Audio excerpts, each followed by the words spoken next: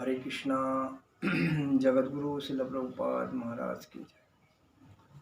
नमो ओम विष्णुपादाय कृष्णप्रेष्ठाय भूतले श्रीमते भक्तिवेदांत स्वामी इति नामिने। नमस्ते सरस्वते देवे गौरवाणी प्रचारणे निर्विशेष शून्यवादी पाश्चात देश तारणे। जय श्री कृष्ण चैतन्य प्रभु नित्यानंद श्री अद्वैत गदाधर श्रीवासादि गौर भक्त वृंद। हरे कृष्ण कृष्ण कृष्ण हरे हरे, हरे राम राम राम। जगद्गुरु शिल प्रभुपाद महाराज की जय। श्री श्री गौरनिताई भगवान की जय। श्री श्री कृष्ण बलराम जी भगवान की जय। श्री श्री ललिता विशाखा राधा श्याम सुंदर जी भगवान की जय। श्री श्री जगन्नाथ जी सुभद्र बलदेव जी भगवान की जय। ओम नमो भगवते वासुदेवाय। ओम नमो भगवते वासुदेवाय। जय राधा माधव कुंज विहारी। जय राधा माधव कुंज विहारी। गोपीजन वल्लभा गिरिवरधारी।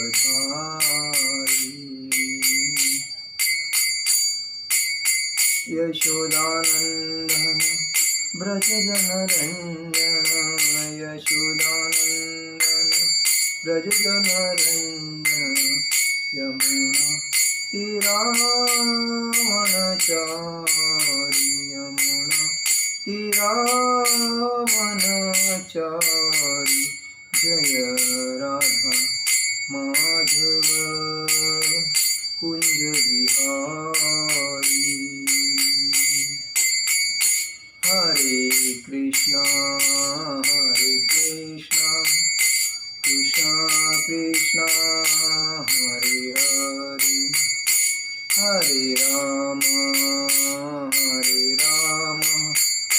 राम हरे हरे। हरे कृष्णा कृष्णा कृष्णा हरे हरे, हरे राम राम राम हरे हरे। जगद्गुरु शिल प्रभुपाद महाराज की जय। परम पूज्य लोकनाथ स्वामी महाराज की जय। आज हम लोग जो बात करेंगे वो ये जो है नूग राजा की, ये मराठीमध्ये बोलतो, ही जी कथा आहे नूग राजाची कथा आहे। एक राजा आहे होता, ज्याचं जो राजा श्रीमंत होता, अतिशय श्रीमंत होता।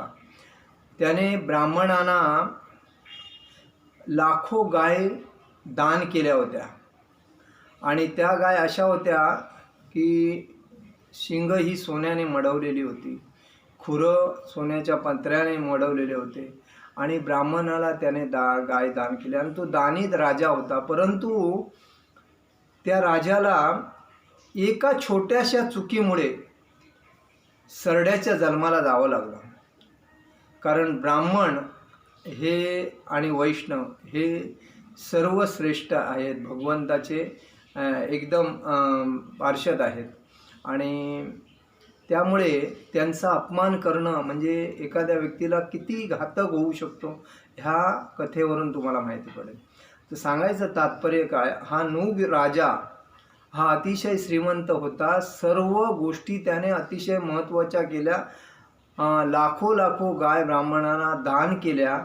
परंतु ज्यावेळेस ह्या ब्राह्मणाची गाय त्या ब्राह्मणाला गेली, ही थोडीशी चुकी झाली, पण तो ब्राह्मण घेऊन जाणारा ह्या ब्राह्मणाला ती गाय द्यायला तयार नाही आणि ह्याला जो पहिला ब्राह्मण होता त्या ब्राह्मणाला हे 1 लाख गायला त्या बदली द्यायला तयार झाले, परंतु तो ते घ्यायला तयार नाही आणि त्या एका क्षुल्लकशा गोष्टीमुळे ब्राह्मणाच्या कोपामुळे त्याला जो जन्म मिळाला तो सरड्याचा मिळाला आणि त्या सरड्याच्या जन्मामुळे तो त्या यातना सहन करत होता। म्हणजे माणसाने एक लक्षात ठेवलं, छोटं जरी पाप असलं तरी त्याला तिथून वाचता येणार नाही, कारण प्रत्येकाला जसं तुम्ही कर्म कराल तसं त्याचं फळ भोगावे लागेल असं जे म्हणतात ते ह्या गोष्टीवरून प्रत्येकाने जाणलं पाहिजे. म्हणून कर्म करताना पारदर्शक एकनिष्ठ होऊन आपल्या स्वतःच्या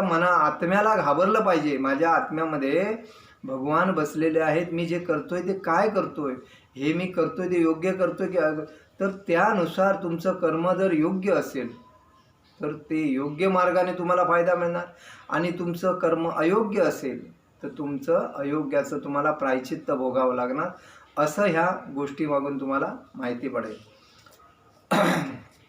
मी आता स्टार्ट करतो.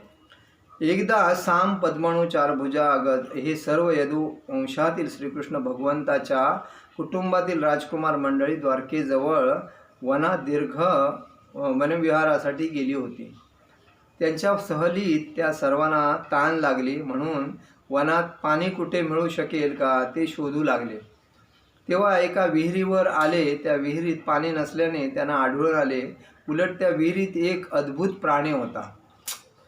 तो मोठा सरडा होता. असा मोठा अद्भुत प्राणी पाहून त्या सर्वांना आश्चर्य वाटले. त्यांना कळले की तो प्राणी अडकला होता आणि आपल्या स्वतःच्या प्रयत्नाने त्याची सुटका होणे शक्य नव्हते. म्हणून दयेने त्यांनी त्या विशाल सरड्याला विहिरीच्या बाहेर काढण्याचा प्रयत्न केला. सुदैवाने त्याने पुष्कळ रीतीने त्याला बाहेर काढण्याचा प्रयत्न करूनही त्याला तो सरडा बाहेर काढता आला नाही. म्हणजे बघा, तो सरडा विहिरीत अडकला होता. ह्या लोक पिण्याच्या उद्देशाने जेव्हा गेले तर त्यांना सरडा दिसला. सरडा एका अडकलेला होता, पण अडकलेल्या सरड्याला काढूनही त्यांना तो सरडा सुटत नव्हता, म्हणजे एवढा आतमध्ये अडकला होता.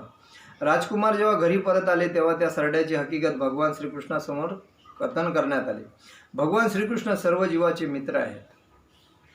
आपल्या पुत्राचे आवाहन ऐकल्यावर त्या स्वतः विहिरीकडे गेले. केवळ आपला डावा हात पुढे करून त्याने सहज त्या भल्या मोठ्या सरड्याला बाहेर काढले. बघा, त्या सरड्याला कृष्ण भगवानचं दर्शन घ्यायचं होतं म्हणून तो कधी सुटत नव्हता. पण ज्यावेळेस कृष्ण भगवानांना ही माहिती पडली सरडा अडकला आहे, आणि तेव्हा जेव्हा ते विहिरीवर गेले आणि त्याने सरळ हात पुढे केला, सरडा त्यांच्या हातावर आला आणि बाहेर काढले. भगवान श्रीकृष्णांच्या हाताचा स्पर्श होतात विशाल जळणे आपले पहिले रूप टाकले आणि स्वर्ग लोकातील एक सुंदर देव या रूपात प्रगट झाला. म्हणजे तो व्यक्ती कोण? एक देव होता. त्याला देवाचं रूप मिळालं होतं, परंतु त्याला सरड्याचा श्राप मिळाल्यामुळे तो सरडा होऊन अडकला होता. पण भगवंताचं जेव्हा रूप त्याने बघितलं, दर्शन झालं, त्यावेळेस त्याने आपलं रूप बदलून तो देवाच्या रूपामध्ये समोर आला. त्याची अंगकांती वितळलेल्या सोन्यासारखी चमकत होती. सुंदर पोशाखाने तो सुशोभित झाला होता आणि गळ्यात त्याने मूल्यवान अलंकार घातले होते.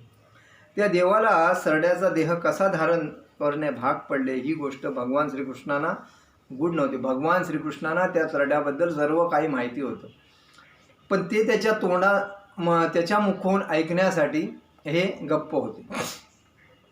इतरांच्या माहितीसाठी भगवंताने विचारले, हे भाग्यवान देवा, आता मी पाहतो आहे की तुझा देह इतका सुंदर आणि कांतिमान आहे. तू कोण आहेस? आम्हाला असा तर्क करता येत आहे की तू स्वर्गातील उत्कृष्ट देवापैकी तू एक आहेस. तुला सर्व सुदैव लाभो. मला वाटते तू या स्थितीत असण्याला विधियोजना अनुकूल नसावी. तुझ्या पूर्वकर्माच्या परिणामामुळे तुला सरड्याच्या जाती जन्म घ्यावा लागला असावा, तरी तू या स्थितीला कसा आलास ते तुझ्याकडून ऐकण्याची माझी इच्छा आहे. भगवान श्रीकृष्णाने त्याला विचारलं की तू असा सुंदर आहेस आणि मला असं वाटतं की तुझ्या कर्मामुळे तुला त्रास झाला असेल, शाप मिळाला असेल आणि म्हणून तुला हे शरीर मिळालं, पण तुझ्या तोंडून मला तुझ्या झालेल्या कृत्याची गोष्ट ऐकायला आवडेल आणि तुझी ओळख काय आहे ती मला करून दे, असं त्याने सांगितलं. प्रत्यक्षात विशाल सरडा नूगराजा होता. विशाल सरडा कोण होता? नूगराजा होता. परमश्रेष्ठ भगवान श्रीकृष्णाने त्याला प्रश्न केला तेव्हा लगेच सूर्यप्रकाशाप्रमाणे चमकणारा आपला डोक्यावरील मुकुट जमिनीला टेकून त्याने भगवंतांना दंडवत प्रणाम केला. अशा तऱ्हेने त्याने सर्वप्रथम परमश्रेष्ठ भगवंतांना आदरपूर्वक नमस्कार केला आणि मग म्हणाला, हे भगवंता, मी राजा इक्ष्वाकूचा पुत्र असून मी नुग राजा आहे. तुम्ही जर कधी सर्व दातृत्वशील लोकांची गणना केली तर मला खात्री आहे की तुम्ही माझे नाव ऐकले असणार. इक्ष्वाकूला पहिली जे इक्ष्वाकू याला भगवद्गीता ज्यावेळेला सांगितली होती तेव्हा त्या राजाचा मुलगा होता तो. तुम्ही साक्षी आहात प्राण्याने केलेल्या भूत, वर्तमान आणि भविष्य काळातील प्रत्येक लहान सहान कृत्याची तुम्हाला माहिती असतेच. तुमच्या शाश्वत ज्ञानापासून काही लपविले जात नाही. माझा इतिहास सांगण्याची तुम्ही मला आज्ञा केली आहे म्हणून मी तुम्हाला संपूर्ण इतिहास सांगत आहे. नुगराजाने आपल्या कर्मकांडा क्रियांना घडवून आणलेल्या, म्हणजे भगवंताने इच्छा प्रगट केली की तुमची गोष्ट मला सांगा म्हणून त्याने ते सांगितले. कारण भगवंतांना ह्याच्याबद्दल सर्व माहिती आहे, पण भगवंताबरोबर जे रिलेटिव्ह आहेत त्यांना तर ह्याच्याबद्दल काय माहिती ना. मग त्यांना ऐकण्यासाठी ते भगवंताने त्याला सांगितले, तुझी कथा सांग.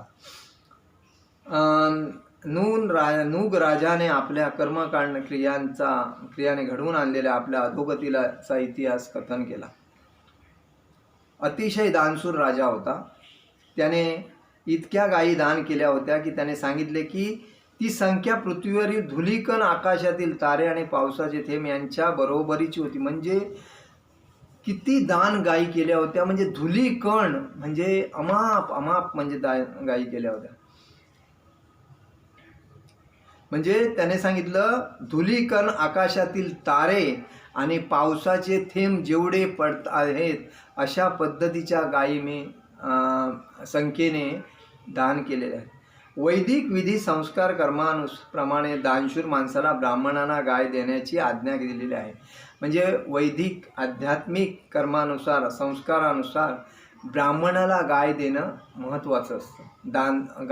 दान करणं अतिशय महत्त्वाचं. नुगराजाच्या सांगण्यावर असे दिसते की त्याने या नियमाचे मनापासून पालन केले होते. त्याच्या कृत्याची लहानशा चुकीमुळे त्याला सरड्याचा जन्म घेणे भाग पडले. भगवंतांनी भगवद्गीतेत अशी शिफारस केली आहे की जो दानशीर असेल किंवा ज्याला आपल्या दानापासून होणारा लाभ मिळण्याची इच्छा असेल त्याने श्रीकृष्णाला संतुष्ट करण्यासाठी आपले दान द्यावीत. दान देणे म्हणजे पुण्यकर्म होय. म्हणून कधी पण कोणत्याही व्यक्ती कोण दरवाजात आला, एक वैष्णव आला, ब्राह्मण आला किंवा एक साधू संत आला तर दान करायचं असतं. कारण तो कोणत्या रूपात येईल काय माहीत नाही. आपण आपलं कर्तव्य करायचं, काहीतरी दान द्यायचं, हात जोडायचे आणि हरे कृष्ण म्हणून आपण राहायचं. कारण जे आपण दान देतो हे कोणाला देतो, त्या व्यक्तीला नाही, भगवंताला देतो. कारण तो भगवंताच्या रूपाने कोणतरी आला असेल असं म्हणून. पण तो चिटर असेल, लुटारू असेल, काय आहे ते त्याच्या कर्माचा, तो आपलं कर्तव्य आहे काहीतरी देणं. पण लोक आजकाल त्याचा गैरफायदा पण घेतात की काहीतरी वेश करून येणे आणि सांगणे मी अमुक आहे तमुक आहे, तर चुकीचं आहे ते. तरी आपण ओळखून दान करणं मत. आणि तसा दान करता येत नसेल तर मंदिराला दान करावं किंवा एक वैष्णव किंवा मंदिरात असलेल्या साधू संतांना दान करावं, ते योग्य आहे.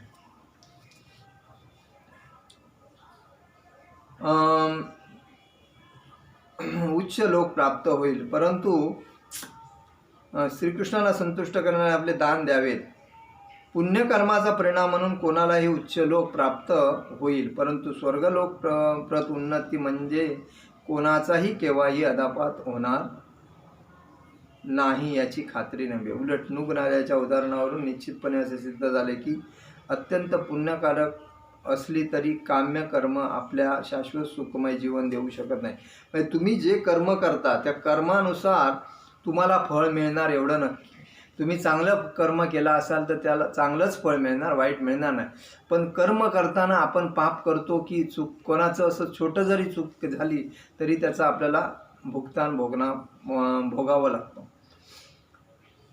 भगवद्गीतेत म्हटल्याप्रमाणे पुण्यकर्माचे असो अथवा पापकर्माचे फल असो, परमश्रेष्ठ पुरुषोत्तम प्रित्यर्थ यज्ञ म्हणून ते अर्पण केल्याविना कर्मफल मनुष्याला बंधनकारक होते हे निश्चित आहे. नुगराजा पुढे म्हणाले, दान दिलेल्या गायी सामान्य नव्हत्या. गाय लहान वयाची आणि एकाच वासराला जन्म दिलेल्या होत्या. दुभत्या, शांत आणि सदृढ होत्या. सर्व गायी नियमानुसार मिळालेल्या पैशाने इमानदारीच्या पैशाने विकत घेतलेल्या गायी होत्या. त्यांची शिंगे सोन्याने मढविलेली होती. त्यांचे खूर चांदीच्या पत्र्याने सुशोभित केलेले होते. त्या मोत्याने आणि हिऱ्याने भरतकाम केलेल्या रेशमी प्रावरणाने आच्छादिलेल्या होत्या. त्याने सांगितले की किंमती वस्तू शृंगारलेल्या गायी कोणा शूद्र माणसाला देण्यात येत नव्हत्या, तर प्रथम श्रेणीच्या ब्राह्मणाला त्या गायी दान दिल्या जात होत्या. त्या ब्राह्मणाने त्याने सुंदर वस्त्राने सुवर्णालंकाराने सुशोभित केले होते. ब्राह्मण उत्तम तऱ्हेने पात्र असून त्यांच्यातील कोणीही श्रीमंत नव्हता. त्यांच्या कुटुंबीय मंडळींना नित्य जीवनावश्यक वस्तूची गरज होती. क्षत्रिय किंवा वैश्याकडून खरा ब्राह्मण चैनीच्या जीवनासाठी कधीही संपत्तीचा साठा करत नाही.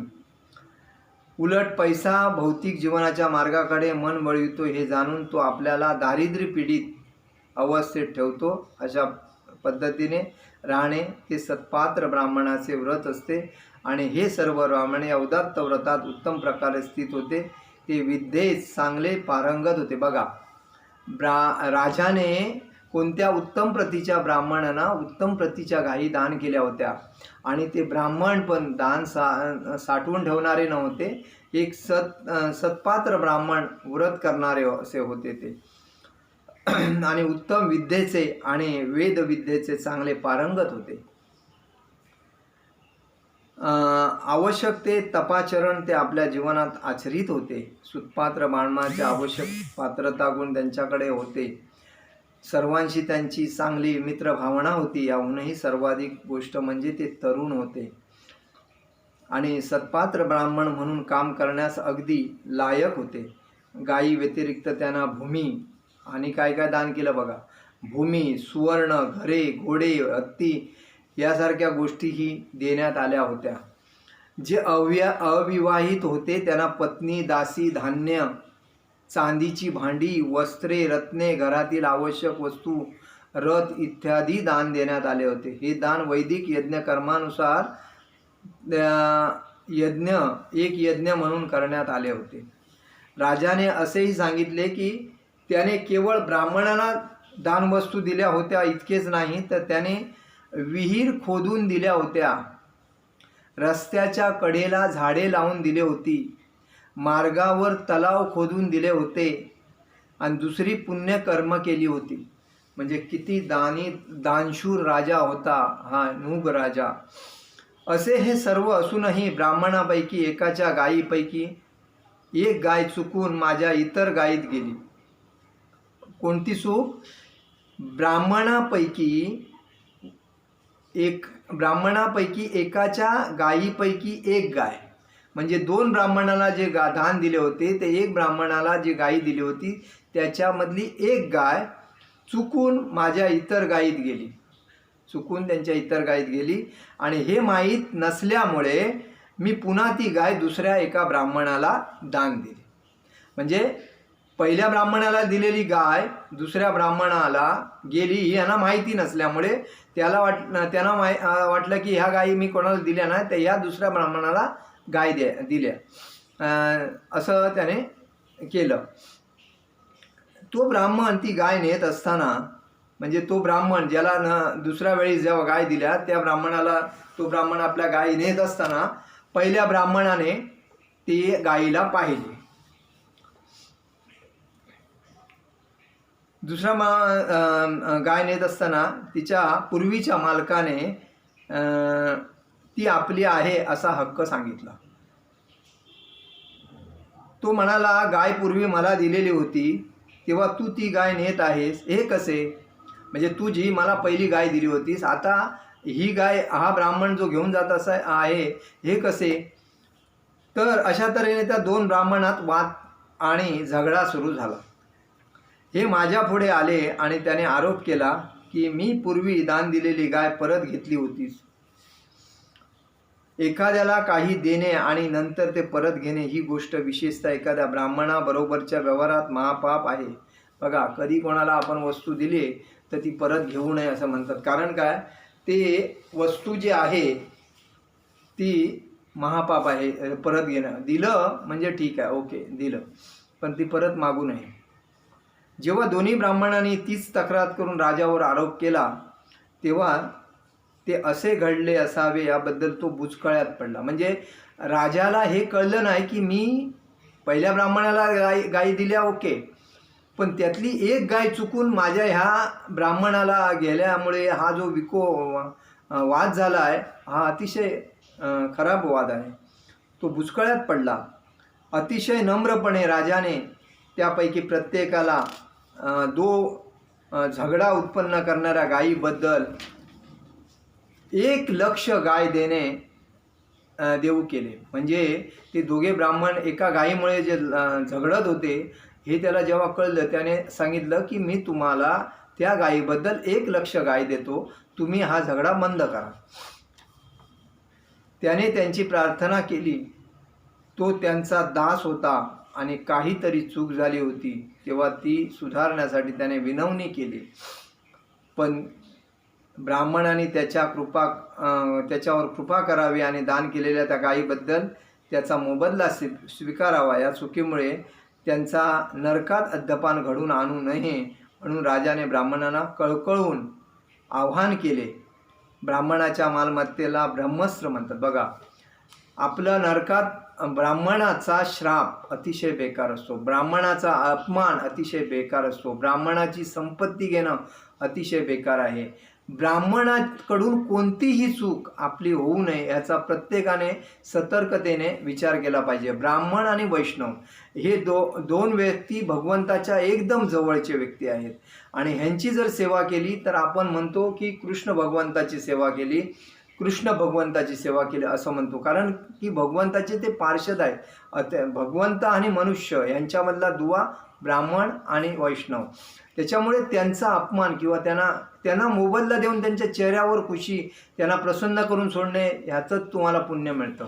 म्हणून राजाने विनवणी केली त्या दोघांना, पण मी तुम्हाला 1,00,000 गाय देतो, पण तुम्ही हा झगडा बंद करा. परंतु ते दोघे पण झगडा बंद करायला तयार नाही. शेवटी त्यांच्या श्रापाने आपल्याला काही त्रास होऊ नये म्हणून ते कळकळीची विनंती करू लागली, तरी पण ते ऐकायला तयार नाही. म्हणून राजाने ब्राह्मणाला कळवून आवाहन केले. ब्राह्मणाच्या मालमत्तेला काय म्हणतात? ब्रह्मस्त्र म्हणतात. ब्रह्मस्व काय म्हणतात? ब्रह्मस्व. मनुस्मृतीप्रमाणे शासनालाही ती ताब्यात घेता येते. ब्राह्मणाची जागा सोय काही जी गोष्ट असते सरकारला पण ताब्यात घेता येत नाही. बघा, दोन्ही ब्राह्मणांनी हट्ट धरला की गाय आपली आहे आणि कोणत्याही परिस्थितीत परत घेता येणार नाही. म्हणजे ज्याला दिली होती तो म्हणतो माझी आहे आणि ज्याला पहिली दिली होती तो म्हणतो ती गाय माझी आहे. कोणत्याही परिस्थितीत परत घेता येणार नाही. दोघांपैकी एकही 1,00,000 गायीची अदलाबदल करण्याला कबूल नाही. म्हणजे बघा, दोघा हट्टावर आले ब्राह्मण आणि दोघे पण ते 1,00,000 गायी घ्यायला तयार नाही, पण तीच गाय घ्यायला तयार, अशा हट्टावर आले. अशा तऱ्हेने राजाचा प्रस्ताव न मानता दोन्ही ब्राह्मणांनी रागाने राजवाडा सोडला. ब्राह्मणाने काय केला? राजाचा शब्द मानला नाही. त्याने आपला सरळ राजवाडा त्याने सोडला आणि निघून गेले. कायदेशीर अधिकारी बेकायदेशीर हिरावून घेतला गेला. त्यांना वाटत होते की आपला कायदेशीर अधिकार बेकायदेशीरपणे हिरावून घेतला. या प्रसंगानंतर जेव्हा राजाच्या देहत्यागाची वेळ आली तेव्हा त्याला मृत्यूराज यमदूतापुढे आणि ज्यावेळेस ह्या परिस्थितीनुसार जेव्हा राजा मरणाच्या क्षणामध्ये आला त्यावेळेस मरण पावल्याच्या नंतर जेव्हा यमसदनी गेल्यावर त्याला यमापुढे उभे केले. यमराजाने त्याला विचारले की त्याला प्रथम आपल्या पुण्यकर्माच्या फळाचा उपयोग घ्यायचा आहे की पापकर्माच्या फळाचा उपयोग घ्यायचा. यमाकडे जेव्हा माणूस मरतो तो जर कृष्ण भक्त जर असेल तर तो वैकुंठ धामात, भगवत धामात, गोलोक वृंदावन धामामध्ये तो जातो भगवंताच्या, कारण पार्षद घेऊन जायला येतात भगवंताचे, त्यामुळे यमाचा काय प्रश्न येत नाही. पण ज्यावेळी कृष्ण भक्तीमध्ये नसेल आणि जो मनुष्य मरतो तेव्हा त्याला यमापुढे उभं केलं जातं. कुठे? यमाचे दूत घेऊन जातात त्याला आणि यमासमोर पापपुण्यासाठी त्याला उभं केलं जातं. तेव्हा यमाने त्याला असं विचारलं की तू राजा पाप पहिलं भोगणार की पुण्य पहिलं भोगणार? ते तुला पापकर्माची फळे भोगायची आहेत की पुण्यकर्माची फळं भोगायची आहे, असं यमराजाने जेव्हा त्याला विचारलं तेव्हा त्याने सांगितलं, मला पहिले पापकर्माची फळं भोगायची आहे. यमराजाने असंही सूचित केले की राजाने इतकी धर्मकृत्य व दाने केली असल्यामुळे नुगाच्या उपभोगाची मर्यादा त्याला माहीत नव्हती. राजाच्या भौतिक सुखाला अंत जवळजवळ नव्हता, परंतु ही सूचना मिळूनही तो दुष्काळात पडला. त्याने आपल्या पापकर्माची फळे प्रथम भोगायची आणि नंतर पुण्यकर्माची फळे भोगायची असा निर्णय घेतला. म्हणून यमराजाने लगेच त्याचे सरड्यात रूपांतर केले.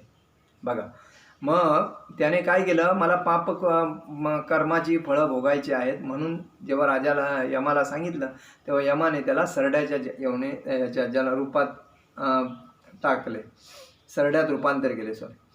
नुग राजा एका विहिरीत एक मोठा सरडा म्हणून फार दीर्घकाळ राहिला. नुग राजा एका सरड्याच्या रूपामध्ये म्हणून कोणत्याही प्राण्याला कधी मारू नये, कारण 84 लक्ष योनीमधून प्रत्येक मनुष्य आला आहे. तो कोणत्या ना कोणत्या योनीमध्ये गेलेला आहे त्याच्या कर्मानुसार. जर आपण कोणाला मारतो तर त्याचं पाप आपल्याला लागतं असं समजायचं. म्हणून कोणाचं पण पुण्य करून कुठचाही प्राणी, मग गाय असो, हे बकरी असो, बकरा असो, अजून काही असो, ज्या काही गोष्टी आपण शिकारीला जातो कशाला, ह्या गोष्टी करायच्या. कुठच्याही प्राण्याला मारायचं नसतं, कारण तुमच्यामध्ये जसा अंश आत्मा भगवंताचा आहे तसा त्या प्राण्यामध्ये पण आहे आणि त्यांना पण त्यांच्या कर्मानुसार ते मिळालेले जीवन असल्यामुळे प्राण्याचा आदर करायला पाहिजे. आपण कधी कुठच्या प्राण्याला मारायचं नाही, गरिबाला पण मारायचं नाही आणि गरिबावर अन्याय पण करायचा नाही. त्यांचं आपण दान धर्म करून आपण साईड हरे कृष्ण म्हणून बाजूला व्हायचं. आपलं पुण्य, आपल्या जन्मामध्ये पुण्य कसं प्राप्त होईल ह्याच्यावर लक्ष देणं हेच खरं सत्पुरुषाचं लक्षण आहे.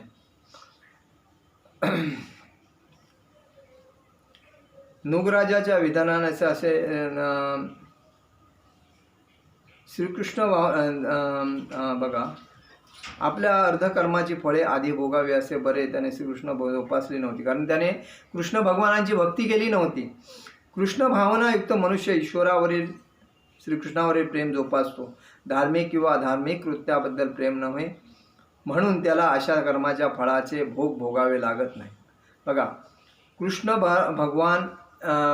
कृष्ण भक्तीमध्ये जो व्यक्ती असतो त्याला असे भोग भोगावे लागत नाही. ब्रह्मसंहितेत म्हटल्याप्रमाणे भगवंताच्या कृपेने भक्ताला कर्माची परिणाम स्वरूप मिळणारी फळे भोगावी लागत नाही. कृष्ण भावनामध्ये जो भक्त असतो त्याला अशा गोष्टीची फळं भोगावी लागत नाहीत, कारण कृष्ण भक्तीमध्ये असल्यामुळे त्याला सद्गती प्राप्त होऊन तो वैकुंठ भागवतामध्ये लोकामध्ये जातो, भगवंताच्या चरणामध्ये जातो. या ना त्या रीतीने आपल्या पुण्यकर्माच्या फळामुळे नुगराजाला भगवंताच्या दर्शनाची इच्छा होती. तो पुढे म्हणाला, हे भगवंता, स्वतः तुमचे दर्शन मला एखाद्या दिवशी मिळावे अशी माझी फार मोठी इच्छा होती. मला वाटते माझी यज्ञ यागादी आणि दानधर्माची कृत्ये करण्याची माझी प्रवृत्ती, याबरोबर तुमचे प्रत्यक्ष दर्शन व्हावी जबरदस्त इच्छा, यामुळे मी सरडा झालो, तरी मी पूर्वजन्मी कोण होतो याबद्दलची माझी आठवण मला कायम ठेवता आली. बघा, त्याने काय सांगितलं, माझी पहिले इच्छा होती तुमचं दर्शन घ्यायचं, परंतु मी जे दान धर्म केलं आणि ह्या पुण्यकर्मामुळे मला हा सरड्याचा जन्म मिळाला आणि म्हणून मला आज तुमचं दर्शन होत आहे. आणि ते माझ्या लक्षात आलं की मी पहिला कोण होतो हे मला लक्षात ठेवता आलं कायम. आपला पूर्वजन्म आपल्याला आठवणारा अशा माणसाला जातीस्मर म्हणतात. म्हणजे ज्याला पूर्वजन्म आठवतो त्याला काय म्हणतात, जातीस्मर म्हणतात. हे भगवंता, प्रत्येकाच्या अंतःकरणात बसलेला परमात्मा तुम्ही आहात. तुम्हाला वेदातून आणि उपनिषदातून पाहण्याची दृष्टी असलेले कितीतरी महान गुणवादी योगी आहेत. गुणात तुमच्या बरोबरीची उच्च स्थिती प्राप्त करण्यासाठी ते नेहमी अंतःकरणात तुमचे ध्यान करीत असतात. असे उच्च पदी पोहोचलेले सत्पुरुष आपल्या हृदयात तुम्हाला पाहू शकत असतील पण तरीही समोरासमोर तुम्हाला पाहू शकत नाहीत. बघा, ते काय बोलतात, असे उच्च कोटीचे जे लोक आहेत ते तुम्हाला सत्पुरुष तुम्हाला पाहू शकत नाहीत, पण मी तुम्हाला स्वतःहून पाहू शकत आहे.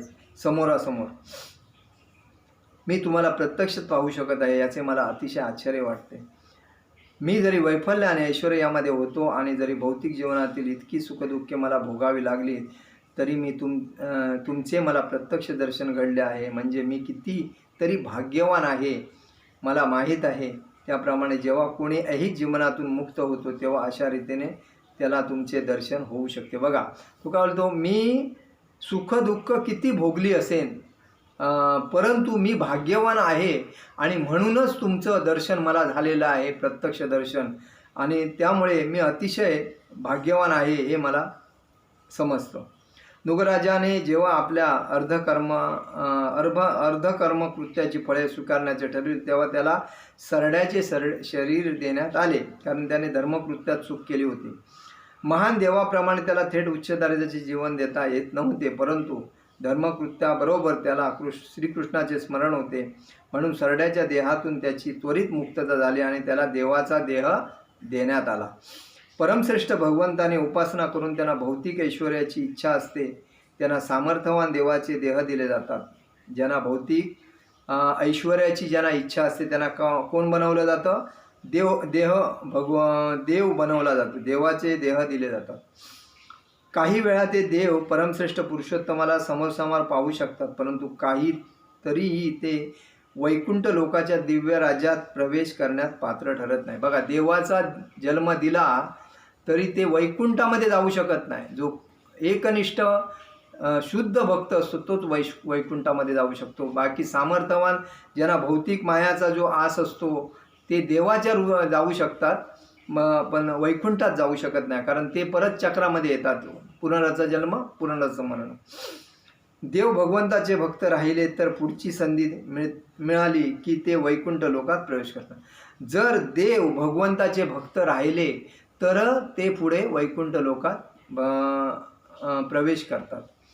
देवाचा देह प्राप्त झाल्यावर नृग राजाला प्रत्येक गोष्टीची आठवण झाली व तो म्हणाला, हे भगवंता, तुम्ही परमश्रेष्ठ स्वामी आहात.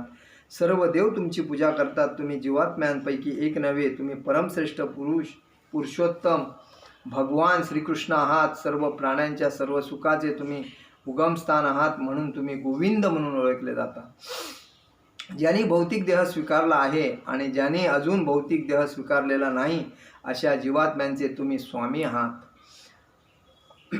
ज्यांनी भौतिक देह धारण केलेला नाही अशा जीवात्म्यात भौतिक जगात भूते खेते म्हणून भटकणारे आणि पिशाच्य पीडित वातावरणात राहणारे असतात, परंतु जे दिव्य राज्यात वैकुंठ लोकात राहतात त्यांचे देह असे असतात की ते भौतिक तत्वापासून बनलेले नसतात. बघा भगवंता, तुम्ही कधीही चूक न करणारे आहात. तुम्ही परमश्रेष्ठ सर्व जीवात्म्यात अत्यंत विशुद्ध आहात. तुम्ही प्रत्येकाच्या हृदयात वास करता. तुम्ही सर्व जीवांचे आश्रयस्थान नारायण आहात. सर्व प्राण्यांच्या हृदयात बसल्यामुळे तुम्ही प्रत्येकाच्या इंद्रियाने केलेल्या कर्माचे सर्वश्रेष्ठ निर्देशक आहे, म्हणून तुम्हाला ऋषिकेश म्हणतात. बघा काय म्हटलंय, प्रत्येकाच्या इंद्रियाने केलेल्या कर्माचे सर्वश्रेष्ठ निर्देशन म्हणजे हिसाब किताब ठेवणारे, काय काय माणसाच्या गोष्टी घडतात काय वगैरे सर्व तुम्हाला कळतं आणि म्हणून तुम्हाला ऋषिकेश म्हणतात. हे परमश्रेष्ठ भगवंता श्रीकृष्णा, तुम्ही देवाचे शरीर मला दिल्यामुळे मला एखाद्या स्वर्गलोकी जावे लागेल, म्हणून मी तुमच्या कृपेची याचना करण्यासाठी ही संधी घेत आहे. अशासाठी की मी कुठल्याही जीवन स्वरूपात किंवा लोकात पाठवलेला असो, तुमच्या चरणकमलाचे विस्मरण मला कधी होऊ नये असा मला मिळावा. तुम्ही सर्वव्यापी सर्वत्र कारण आणि कार्य स्वरूपात उपस्थित असता. तुम्ही सर्व कारणांचे कारण आहे आणि तुमचे अंत सामर्थ्य आणि बळ अमर्याद आहे. तुम्ही परम सत्य आहे, परमश्रेष्ठ पुरुषोत्तम आणि परम ब्रह्म आहे. म्हणून पुन्हा पुन्हा मी तुम्हाला आदरपूर्वक प्रणाम करतो. हे भगवंता, तुमचा देह दिव्य योगेश्वर म्हणून ओळखला जातो. कृपा करून तुमच्या चरणकमलाजवळ एक क्षुद्र धुळीचा कण म्हणून माझा स्वीकार करावा ही प्रार्थना. बघा, ह्याला नृग राजाला देवाचा देह दिल्याच्या नंतर पण त्याने भगवंताला कशी प्रार्थना केली आहे की मला तुमच्या चरणी एक धुळीचा कण म्हणून का होईना, पण मला तुमच्या चरणावर क्षुद्र धुळीचा कण म्हणून मला माझा स्वीकार करावा अशी प्रार्थना देवाच्या चरणी करायची असते. कारण आपण पैसा, संपत्ती, माया, मोहामध्ये अडकल्याच्या नंतर आपण म्हणतो माझ्याकडे सगळं आहे, मी देवाचे भक्त. पण शुद्ध भक्त होणं हे अतिशय कठीण आहे. माणसाच्या मनात हजारो विचार येत असतात. मन माणसाचं या वाऱ्यासारखं चंचल असतं. आज इथे तर उद्या तिथे, परवा तिथे, तर किती मिळालं तरी माणसाला संतुष्ट नसतं. आणि हा राजा असून याला सर्व मिळालं, याने सर्व ऐश्वर्य भोगलं, पण छोट्याच्या चुकीमुळे त्याला सरड्याचा जन्म मिळाला. आणि सरड्याच्या जन्मानंतर त्याने आज भगवंताला सांगितलं की मला कधीही तुमचा विसर पडू नये, कधीही विसर पडू नये, आणि तुमच्या चरणा कमलावर मला एक धुळीचा कण म्हणून स्वीकार करावा. स्वर्गलोकात प्रवेश करण्यापूर्वी नृगराजानं भगवंतांना प्रदक्षिणा घातली. त्याने भगवंताच्या चरणकमलाला आपल्या मुकुटाने स्पर्श केला आणि त्यांना नमस्कार केला. स्वर्गलोकातील विमान त्यांच्या पुढे उपस्थित झालेले पाहून भगवंताने त्यास बसण्याला अनुमती दिली. मग नृग राजा गेल्यानंतर भगवान श्रीकृष्णाने राजाच्या ब्राह्मणावरील भक्तीबद्दल, तसे त्यांच्या दानशीलतेबद्दल आणि वैदिक यज्ञ यागादी कृत्य करण्याबद्दल कौतुकोत्सव उद्गार काढले. म्हणून अशी शिफारस केली आहे की जर एखाद्याला भगवंताचा प्रत्यक्षपणे भक्त होता येत नसेल तर त्याने जीवनासाठी असलेले वैदिक नियम पाळावेत. यामुळे एक दिवस तो एकतरी प्रत्यक्ष दिव्य राज्यात त्याला स्थान मिळून तो भगवंतांना पाहू शकेल, किंवा प्रत्यक्षपणे दिव्य आध्यात्मिक राज्यात जाण्यासाठी स्वर्गात जाऊन तेथून भगवंताच्या धाम्यात जाण्याची आशा असते. यावेळी भगवान श्रीकृष्ण क्षत्रिय वर्णातील आपल्या नातेवाईकांसह हजर होते. त्यांना नृगराजाच्या आदर्श चारित्र्याच्या सहाय्याने शिक्षण देण्यासाठी ते म्हणाले, जरी एखादा क्षत्रिय राजा अग्नीसारखा सामर्थ्यवान असला तरी त्याला ब्राह्मणाची मालमत्ता जबरदस्तीने घेऊन ती स्वतःसाठी वापरता येणार नाही. ज्यांना आपण भौतिक जगात अत्यंत सामर्थ्यवान प्राणी आहोत असे वाटते, त्या सामान्य राजांना ब्राह्मणाची दौलत कशी हिरावून घेता येईल. मला माहीत आहे की विष घेणे हे ब्राह्मणाची दौलत घेण्या इतके धोकादायक आहे. बघा, म्हणजे ब्राह्मणाच्या कोणत्याही वस्तूला कधीही हात लावू नये, कारण त्याचं विष घेतल्यासारखं त्याचा परिणाम होणार, हे प्रत्येकाने लक्षात ठेवलं. म्हणून ब्राह्मणाचा नेहमी आदर करावा. तो ब्राह्मण कशाही परिस्थितीत असो, आपण त्याचा आदर, त्याला कधी नाव ठेवू नये, त्याला कधी अपमान करू नये. तो जरी दिसला तरी त्याच्यासमोर हरे कृष्ण बोलणं आणि आपण जाणं. कारण वैष्णव आणि ब्राह्मण हे सर्वश्रेष्ठ आहे, कारण ब्राह्मणापेक्षा श्रेष्ठ वैष्णव आहे. म्हणून ह्या दोघांचा अतिशय आदर करा. यांच्या कोणत्याही संपत्तीला कधीही टच करू नये किंवा हात लावू नये, कारण ती त्यांना पचणार नाही किंवा टिकणार नाही. कारण तो कृष्ण भक्त आहे. आणि त्यामुळे प्रत्येकाने असा विचार करायला की त्याला आपल्याला आशीर्वाद मिळण्यासाठी त्याला काहीतरी दान करावं, त्याचं काहीतरी पुण्यवान काम करावं, त्याला आनंदात आणि सुखात ठेवून आपण आपल्याला भक्तीमध्ये कसं, कारण तो भगवंताचा नित्य दास आहे. आणि दासानुदास म्हणजे त्याच्यामुळे आपल्याला जर भक्तीमध्ये येता येत असेल तर त्यावेळेपेक्षा पुण्य कोणतं कर्म आहे. म्हणून त्यामुळे ब्राह्मणाचा आणि वैष्णवाचा आदर करावा, पण अपमान कधी करू नये आणि त्यांना कधी त्रास देऊ नये, त्यांची कोणती वस्तू घेऊ नये. अतिशय विषासारखं आहे ते, आणि हे प्रत्येकाने लक्षात ठेवा. आज मी माझं प्रवचन इथेच संपवतो. मला हेच सांगायचं आहे की प्रत्येक व्यक्तीला हे कळलं पाहिजे की ब्राह्मण आणि वैष्णव हे किती महत्त्वाच्या व्यक्ती आहेत. कारण त्यांच्यानी जन्मताच आपला पेशा काय केला आहे, वैष्णव आणि ब्राह्मण, आणि ते कृष्ण भक्त आहेत. म्हणून कृष्ण भक्त असलेल्या व्यक्तीचा कधी अपमान करू नये, ब्राह्मणाचा अपमान, त्यांचा आदर करावा. त्यांना घरी बोलवून कीर्तन, संकीर्तन अशा गोष्टी कराव्यात, होम हवन अशा गोष्टी कराव्या. त्यांना काहीतरी वस्त्रदान द्यावं, त्यांना काहीतरी त्यांच्या खर्चासाठी काहीतरी दान द्यावं. आणि त्यांना एखादं त्यांचं अडलेलं काम असेल आणि ते कुठे होत नसेल तर त्यांचं ते करून द्यावं. त्यांची प्रॉपर्टी असेल तर तिथे एखादं घर बांधण्याचा प्रयत्न करून तिथे त्यांना आनंदाने राहण्याचा प्रयत्न करावा, जेणेकरून तुम्हाला त्याचं पुण्य मिळेल. आणि ह्या गोष्टी जर तुम्ही केला तर समाजामध्ये तुम्हाला एक त्यांच्यापासून आशीर्वाद मिळतो, आणि तो आशीर्वाद मिळणं महत्त्वाचं आहे. असंच त्याच्यामुळे मी म्हणेन की कधी पण कृष्ण भक्ती ही सर्वात श्रेष्ठ भक्ती आहे. कृष्ण भक्तीशिवाय कोणाचीही भक्ती तुम्ही केलात तर ती कोणत्या कामाला येणं मतलब अपायकारक आहे. कारण कृष्ण भक्त हे कृष्ण भगवान हे सर्वश्रेष्ठ आहेत आणि त्यांच्या अंडरमध्ये बाकीचे देवता काम करतात आणि त्यामुळे आपला वेळ वाया न घालवता कृष्ण भक्ती करणे आणि आपल्याला गोलोक वृंदावन भागवत धाम वैकुंठमध्ये जाणं आपल्याला योग्य आहे. म्हणून आम्ही नेहमी सांगत असतो, कृष्ण भक्तीचा प्रचार करत असतो ह्या माध्यमातून की प्रत्येकाने कृष्ण भक्तीमध्ये या. घरी अशा पद्धतीचे भागवतम भगवद्गीता ठेवून वाचन करा, ज्ञानी बना. वाचल्यामुळे तुम्ही ज्ञानी होणार. ज्ञानी झाल्याच्या नंतर तुम्ही लोकांना त्याचं ज्ञान वाटू शकता. पण ज्ञान फुकट वाटा, विकत वाटू नका. विकत वाटल्याने माणसाला त्याचं मोल कळत नाही. मग फुकट वाचा, तुमचं आदर करू दे नाही तर नाही करू, पण तुमच्याकडे पुण्य जमा होतं आहे. याच्यामुळे प्रत्येकाने असा विचार करा की वाचन महत्त्वाचं आहे आणि कृष्ण भक्तीमध्ये एवढी पुस्तकं आहे. प्रभुपाद जगद्गुरू शिले प्रभुपाद महाराज यांनी एवढी बुकं लिहिलेली आहे. दिवस रात्र मेहनत करून ती कोणासाठी लिहिली आहे? समाजाच्या भल्यासाठी लिहिलेल्या आहेत.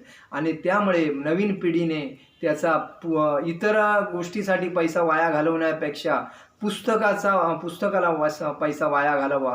कारण पुस्तक हे तुम्हाला एकदा जर घेतला तर तुमच्या येणाऱ्या पिढीला त्याचा फायदा होतो आणि त्या पिढीला फायदा झाल्यामुळे ती प्रत्येक पिढी वाचून ज्ञानी बनते आणि ज्ञानी असलेल्या माणसाला कोण अज्ञान समजू शकत नाही किंवा मूर्ख बनवू शकत नाही. आणि म्हणून आध्यात्मिक वृत्तीमध्ये संस्कृती आध्यात्मिक हे महत्त्वाचं आहे. आणि आपला हा भारत देश आहे, हा आध्यात्मिक देश आहे. सगळ्या जगामध्ये एकनिष्ठ एक श्रेष्ठ असा देश आहे आध्यात्मिक. आणि इथे कृष्ण भगवानांनी जन्म घेतला, राम भगवानांनी जन्म घेतला आणि इथे साधू संतांची संगत आहे आणि त्यामुळे कृष्ण भक्ती सर्वश्रेष्ठ आहे. म्हणून कधी पण ब्राह्मणाचा आणि वैष्णवांचा आदर करून कृष्ण भक्तीमध्ये त्यांच्या संगतीने त्यांची संगत करून कृष्ण भक्तीमध्ये येऊन आपल्या आयुष्याला योग्य मार्गी लावावा हीच विनंती करतो. हरे कृष्ण कृष्ण कृष्ण हरे हरे, हरे राम राम राम हरे हरे. जगद्गुरु श्रील प्रभुपाद महाराज की जय. परम पूज्य लोकनाथ स्वामी महाराज की जय. निताई गौर प्रेमानंदे. हरि हरि बोल.